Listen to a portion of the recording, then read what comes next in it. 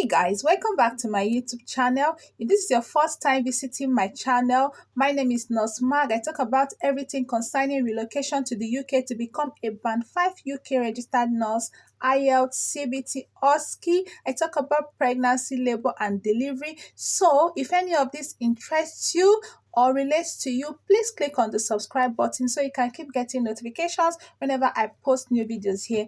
Also, if you're a returning subscriber, thank you so much for coming back to watch my video again. I really appreciate that and I value you so much.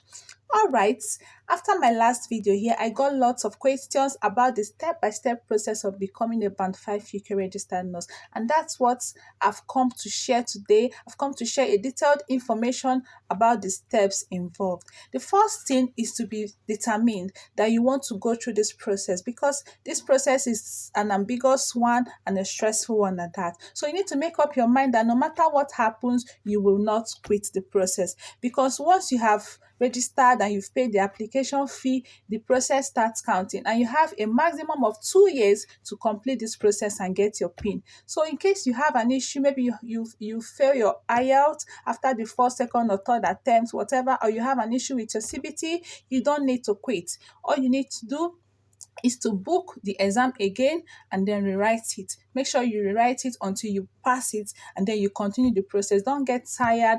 Don't feel discouraged. Make sure you complete the process until you achieve whatever you want to achieve, and then you get your PIN. You relocate to the UK and you get your PIN, because there's a maximum of 2 years. Once the 2 years elapses, you need to start the application process from beginning. You need to start the registration process from beginning, and you need to pay the application fee again and start the process all over. So that's why I said you need to be determined for you to go through this process. So the next step is the registration process. In this step, you need to register with the NMC either as an adult nurse, an adult midwife, a mental health nurse, a pediatric nurse, or whatever specialty you have chosen, and whatever specialty you intend to practice when you get to the UK. Here you need to create an NMC account. You open an NMC portal. So this is how to do your UK NMC registration. You choose any browser of your choice and then go to the search box and type NMC UK registration on the search box. When you have typed this, it brings out options for you. It brings out joining the register and some other options. Click on joining the register. And when you click on this, it brings out this: click on register as a nurse or midwife. Click on trained outside the UK.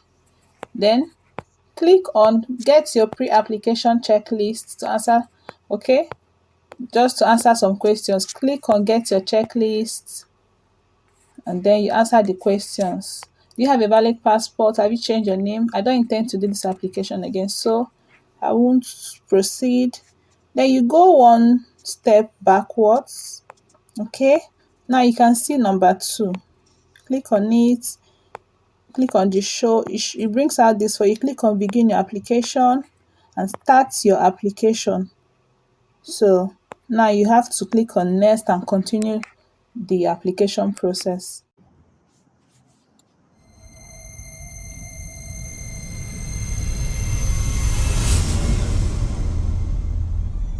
And then nursing council will confirm with your regulator, the regulator body, and once this is confirmed, you'll be sent a PRN. You get your PRN. Your PRN is almost an equivalent of PIN. This is what you will be using until you get your PIN. In case of any inquiries and complaints you have that you need to call NMC, you will need to provide this PRN. Don't worry, it is showing on your NMC portal. As soon as you log into your NMC portal, you put your username and password, you see your PRN. So you don't need to cram it. It's there on your NMC portal. You pay an application fee of £140. Okay, you cannot pay this in naira. You only have to pay this in pounds. So it's either you have a pound account or you send the naira equivalent to somebody in the UK to pay for you, which means you have to send your login details from the NMC account you have created in the first step. Okay, you need to send the login details to this person to be able to access your NMC account and make this payment for you. I'll be leaving the link for the registration process in the description box. So in case you've not started this process at all, you can click on it and it takes you to the registration portal where you register with the Nursing and Midwifery Council. So the next step is the verification process. Here you need to um apply for verification with the Nursing and Midwifery Council of your country. If you're from Nigeria, you need to apply for verification with the Nursing and Midwifery Council of Nigeria. If you are from Kenya, you need to apply for verification with the Nursing and Midwifery Council of Kenya, India, and depending on the country you are from. Okay, so I'm going to also leave the link for the verification in the description box. You can go there, click on it, and it takes you to the verification portal. When you get to the verification portal, you will see the PUF form. You need to have completed the professional update form, which is your PUF form, before you can proceed with your verification. All right. So when you get to this, if you have not completed the PUF form, you fill it where you upload your passports and then go ahead with the process. If you've done that already, you just need to move to the verification.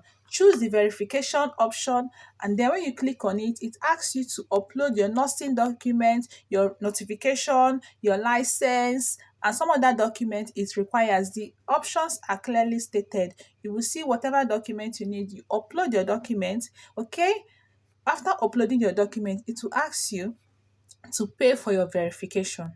And now you can pay for your verification in Naira because it has to do with the Nursing and Midwifery Council, the body governing nursing in Nigeria, if you are from Nigeria. So you now pay in Naira. Now the amount for verification in Nigeria is 68,000. When I did mine, it was 17,500. Unfortunately, it has increased. And it's now online. It used to be manual. I didn't do manual actually, but when I wanted to start my, that was when the online process commenced. So I did my verification online. So it makes it much easier because you don't need to go to Abuja to submit your documents anymore, or you don't need to start looking for someone that will take your documents for you to Abuja. All you need to do is upload your documents yourself using your phone or your laptop. You upload your license, upload your notification, upload the documents as required. When you are done with this, you need to pay a verification fee. Like I said, you pay your verification fee. And when you are done with this, okay, they're going to send you a receipt. You're going to create a remitter for payment of this 68,000 naira. And when you have paid this, you get your receipt. Now, after payment, you need to wait for a period of time. Okay, so it takes some time for Nursing and Midwifery Council of Nigeria to verify your documents and verify that you're a licensed nurse in that country. Okay, so when I did mine, it took me about 3 weeks, even though it was online. I had to call Nursing and Midwifery Council to please do my verification. It was taking so much time. Whereas someone I guided to do hers, she started hers after mine was done. Hers was done in 2 weeks. Then I knew that there was a problem. I had to call them, and it was done over the phone. Like I called, they asked me for my details, and he told me, the person I spoke with said I should just relax, that will be verified the next day. And so it was. The next day I got verified. So you just have to give it some time and you let it be while you keep doing other things. And what do you keep doing? The next thing is to keep preparing for IELTS. Okay, while waiting for your verification to come through, you start preparing for your IELTS, and then if you're ready for it, if you're sure you're confident enough to book the exam, you there's this IELTS link you go through, and then it will take you to where you book your IELTS exam. Okay, so when you feel you're confident enough, the IELTS is an English test which comprises of four components which are writing, reading, listening, and speaking.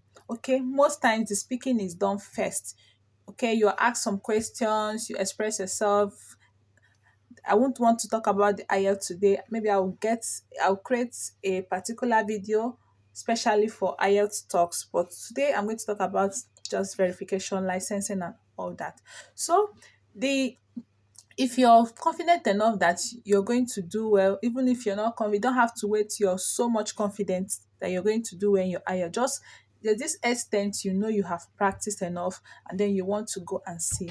Okay, I didn't say you should go try. Make sure you're confident enough to go and write your IELTS exam. Okay, so you can get videos for IELTS practice on YouTube. The way I did my, I never went for a class. I did my practice on YouTube myself with in the comfort of my house with my phone. Okay, so when you are confident enough, you now go to book your exam, you write your IELTS. After registering with the IELTS, there's a link, like I said, you use for the registration. You need to wait for 13 working days before your results will come out. And then when you're waiting for your results, you cannot, I know at that moment you don't get to concentrate anymore because you'll be tensed while waiting for your IELTS. Okay. So what I want to say is that don't try to read IELTS, practice IELTS and CBT at the same time. If you're preparing for IELTS, make sure you're preparing for IELTS. Don't combine IELTS and CBT at the same time because it confuses you, it kind of distracts you. So just if you're preparing for IELTS, just make sure you're preparing for only IELTS. Read only IELTS materials. But when you are done, make sure you're done with IELTS, you've written IELTS before you go over to CBT. Well, everyone has their own style of reading, but I think this is a very good way of practicing. This is just to avoid you being distracted and confused at the same time. So try to focus on IELTS only. And when you are done with your IELTS, you've gotten your IELTS result. The IELTS results must be an overall band of 7. That's what is accepted. Okay? If you are going to the UK to practice as a nurse, you need to get an overall band of 7. Then in each component, you need to get a band of 7 each, except for writing, which you can get 6.5, which is acceptable. So once you have achieved this, the next thing is now to book for your book for your CBT. You can book for CBT and you're preparing, or you prepare because you might not get a closer date. So you can get to a date that is 2 months ahead. So you can just book and keep preparing. 2 months, 3 months is sufficient to prepare for your CBT. So once you have booked for your CBT, now you keep preparing for CBT. You prepare for CBT until you know you're confident enough to go for the exam. Okay. And as soon as you're done with CBT, you've gone about 80% of the whole process. All you need to do now is now get a job, get an offer so you can move to the UK. And how do you do this? You need to register on a job seeking site such as Indeed, Total Jobs. I prefer Indeed because most of the jobs I got, the offers I got were from Indeed. But you can get from Indeed, you can get from Total Jobs. So you register on Indeed depending on what you are searching for and the location you want to get the job. You put all these details on Indeed and you start searching. You keep getting adverts from Indeed or Total Jobs. Whenever there's an opening, they send to you. You can also send cold mails. I know many people don't believe in cold mails. I have a friend that got about 3 offers through cold mails. Yes, certainly. Not just a friend. I have friends, I have colleagues that got offers through cold mails. What's a cold mail? A cold mail is you typing in your mailbox. You don't need to now go and apply through the Indeed site. Now you're going to type information about you, like a little CV on your mail. You get the mail of the employer, the trust, the recruitment team most at times. You get the mail address, you type your CV, you attach your documents such as IELTS, CBT, all these documents necessary, decision letter, you attach them and then you send to this email address. Sometimes you don't get a response, sometimes you get response. Me, I never got any job through cold mail, but I have friends that got jobs through cold mail. The ones I got were through the Indeed site. So once you've done this, now you're waiting for interview invites. Interview invites You might be lucky to get invites for interview as soon as possible. You might not be lucky, you do over 100 applications before you can get a single invite. But don't give up, keep doing. I did over 200 and something applications before I got my first interview invite. So you keep applying.